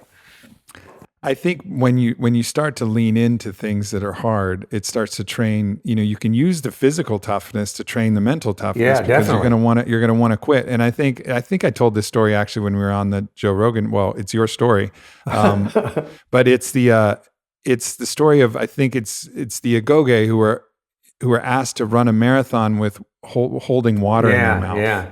And this, if you would tell that story for us about how they started to train not only physical toughness, but that mental willpower toughness through that exercise. Well, that was just, I'm not even sure how long the race was. I wish, it's funny, these stories go into, you read them and then I forget where I read them, and I can't go back to find them. But the gist of the race was you had to take a mouthful of water, and I think it was a cross-country race, barefoot. And when the race was done, you crossed the finish line, you had to spit that water out. And if you didn't have that water, you were disqualified. They didn't beat you to death or anything, but that was, to encourage mental toughness, to find that warrior spirit. And the whole Spartan training, the whole agoge was about that, as much as we know about. A lot of it was, from what I gather, where the older Spartans, the guys who were, 40 years old, 50 years old, true warriors, could interrogate any of the young kids and at any time, and they would just and their answers were really important, and they'd ask them things like, define honor. Who is the best man in the city and why?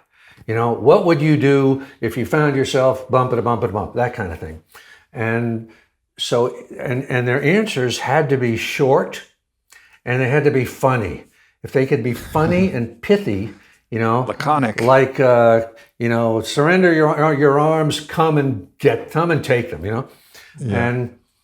But that, I'm sure, from the Spartan point of view, from the collective point of view, was an exercise in inculcating mental toughness, and mental quickness, to keep on your feet in your mind, when the pressure is on, to come up with something, that was short and pithy and hit the target. And so the boys were trained from birth, or not birth, but 7 years old, to cultivate that. And I think we have to do that too. You and I have to do that too, to ourselves. We're in our own little agoge of just our agoge of one. And you see these rites. I think this is the point of any rite of passage. A rite of passage is supposed to be hard. It's supposed to be something that's difficult. And whether that's, going out and facing the cold. Like recently this year I went out with, 10, 12 of my, friends and brothers. We didn't know each other too well, but we went with Wim Hof, who has 26 world records for withstanding the cold and the heat. We climbed a frozen mountain with no shirt on, and Mount Śnieżka in Poland, and really? It was sleeting and snowing, and it was brutally difficult. But that was that rite of passage so when things are tough in our own life, it's like, oh yeah, but remember what it was like on hour 4 in Mount Śnieżka when we couldn't feel our body, and all we wanted to do was huddle up in warmth and go back down the mountain, but we kept climbing. Like, you start to have that. And for the Spartans, remember what it was like when we were in mile, or kilometer 8 of that race, and we still had that water, and all we wanted to do was drink it, but we couldn't drink it because we had to spit it out.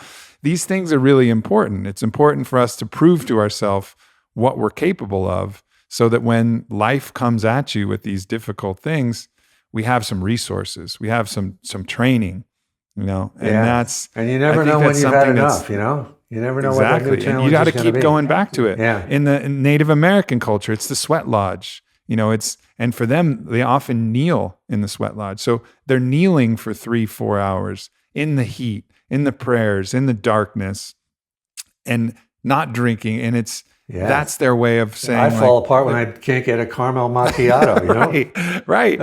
But at the same time, you're trained. When you sit down on that blank page and you're just like, I'm sitting here and I'm going to write no matter what, that is your way of doing it. Like, we all have to find our way to cultivate that strength, so that when things get chaotic and things get challenging, we're like, I know what I'm made of. Deep down, I know that there's something in myself that will fight. And the other aspect of that too is knowing when to give yourself a little bit of a break too. Totally. That we're not too much training, and you'll overtrain, and then you'll injure yourself. Yeah. burn yourself out. Yeah. So it's definitely that balance of I was just. Did you watch The Last Dance? You must have watched that Michael Jordan series. I did. And there was one. There were so many great moments in that, but there was one where it was some kind of playoff, and Phil Jackson let the guys go play golf. And they're out there on the cart, and Michael Jordan is talking to Cameron. He says, a younger coach would have had us back there in some horrible practice, and we would have been burned out. We would have been killing each other. It's so great that Phil knew, let us go out here on the golf course and just, fuck around for a day and relax, take our minds off of it. Phil was like a real Obi-Wan Kenobi. Yeah, he really was, and is, I'm sure. That was amazing. Yeah, it was really amazing.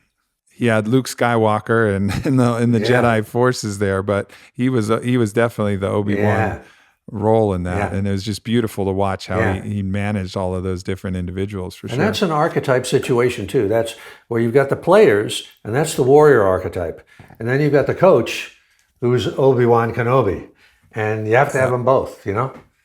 Yeah, and Phil was once a player. He knew the warrior. Yeah, right. Archetype. He knew. He was a scrappy New York Knickerbocker and throwing elbows and grinding for rebounds. But then he transitioned into that sage archetype and really executed that well. I want to talk about leadership as well, because I think that's something that you have some great examples. You give a great example in your video series about an Alexander the Great story. He had some great stories.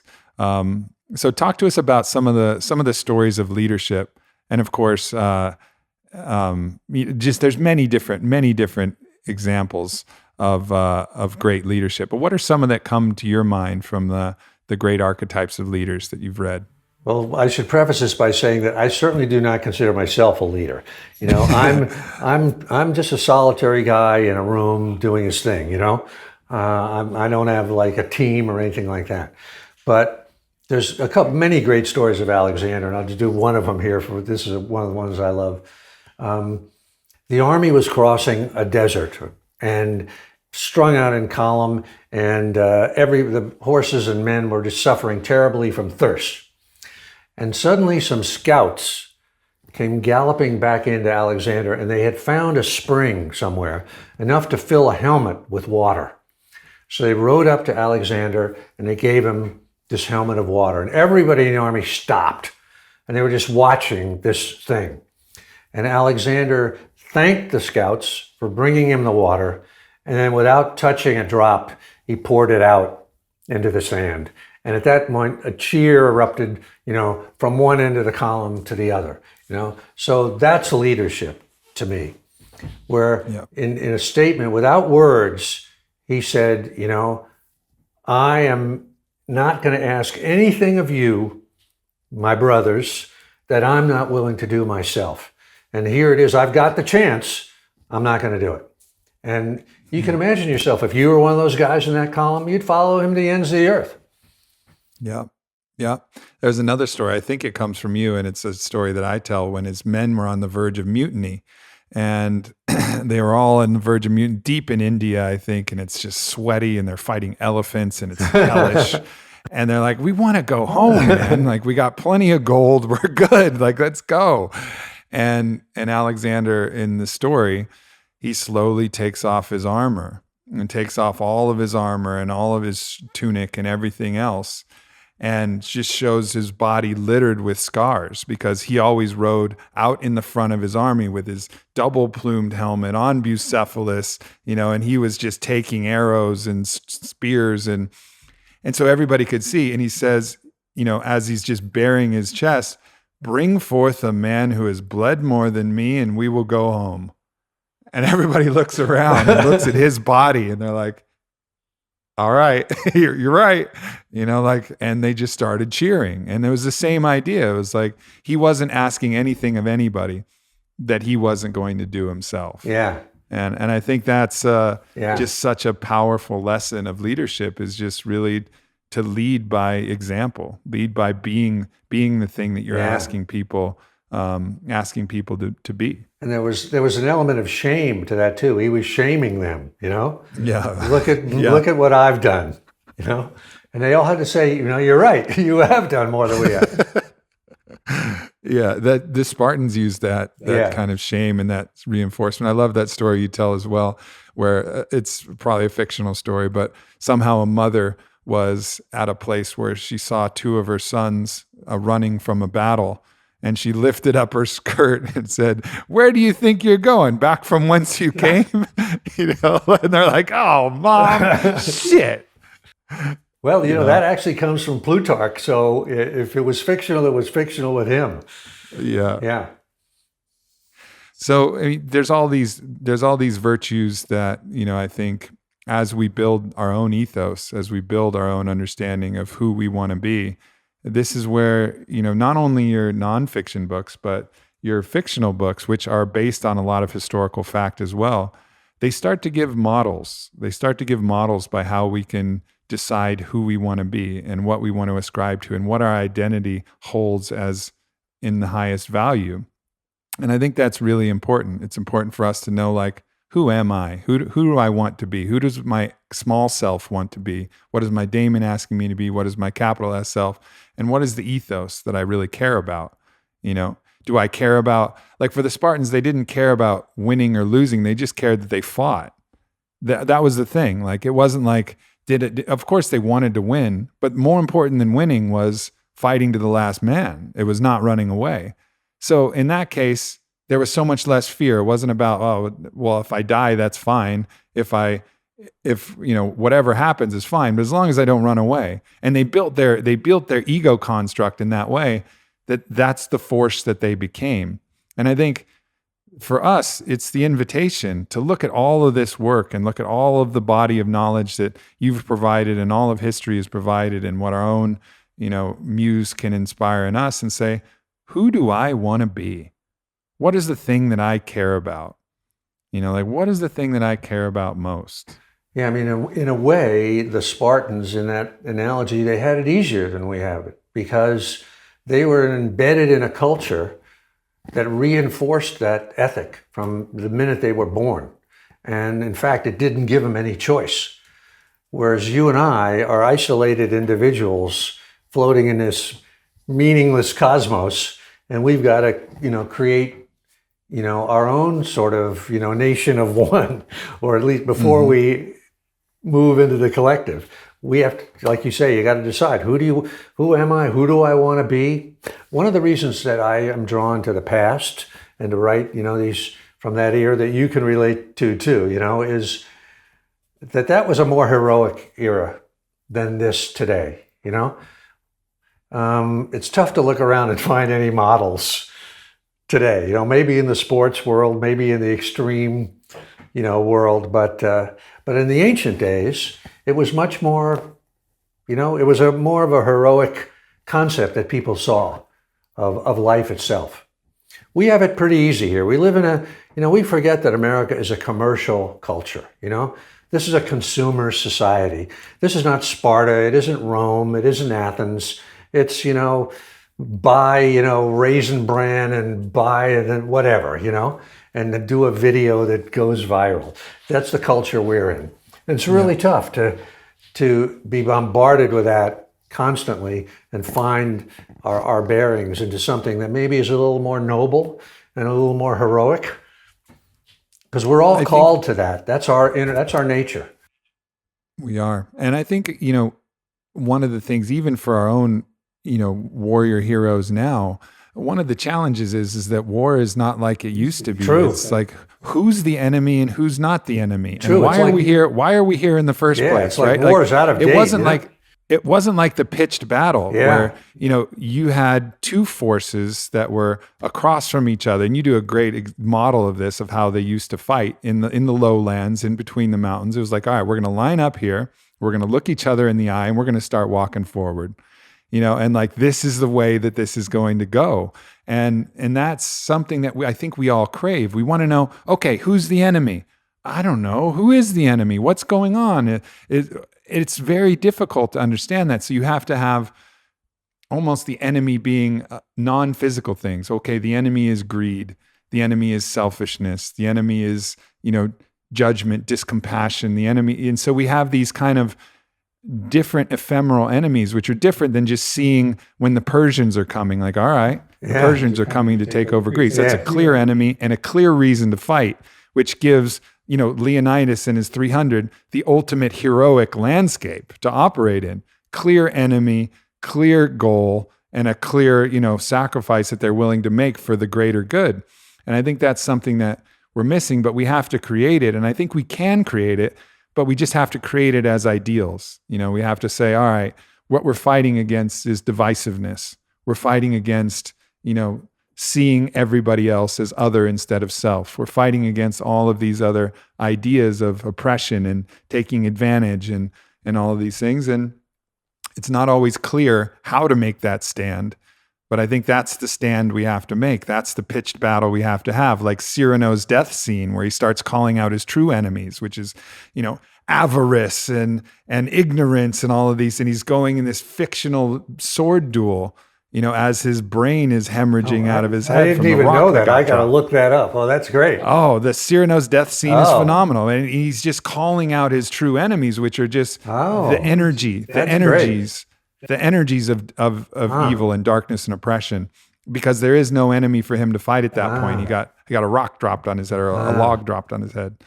And of course, that's the position we're in. The real enemy is resistance.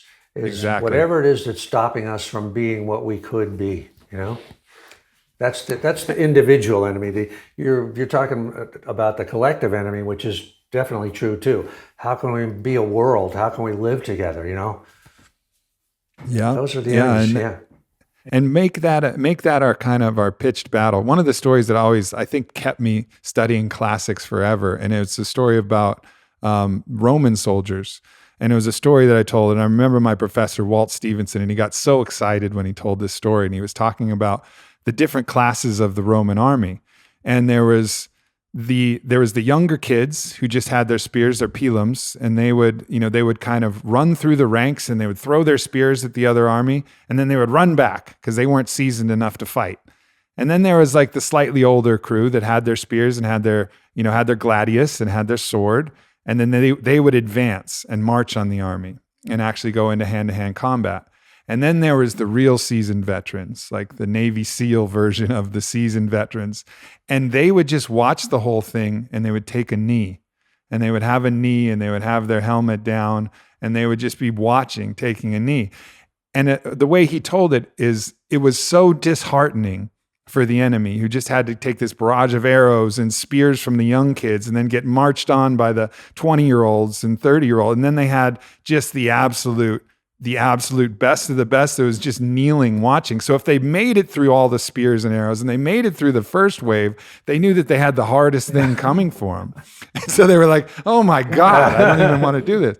And I think we all traverse through those different warrior archetypes, where at first we're just dancing in there and we're giving little jabs and throwing our spear at resistance.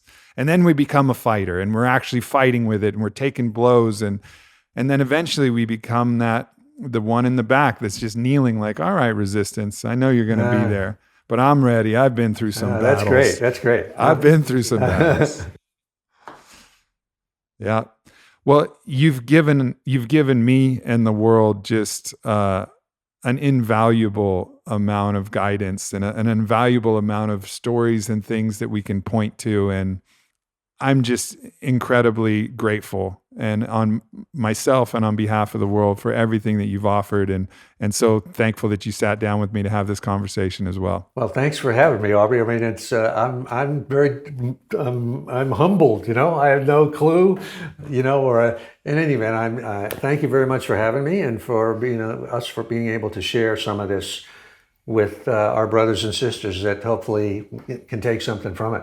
And thanks for turning me on to the death scene of Cyrano. I've got to look that up immediately. Oh, absolutely. I had no clue. Yeah. The translation from... where should I go for that? A movie? The translation from Lowell Bear is my favorite translation. So Lowell Bear is Bair is my favorite translation of that. Okay. And... okay.